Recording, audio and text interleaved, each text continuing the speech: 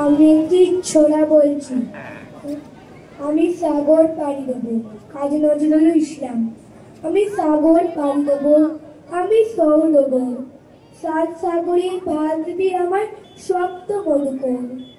আমার গাটি সৌদ নিয়ে যাবো সবার গাটি, চলবে আমার বেচা কেনা বিশ্ব চড়া হাটি। ময়ূর পঙ্খী বজরা আমার লাল পাউটা তুলি, দেহের দড়ায় মরাল তমন চলবে দুলে দুলে।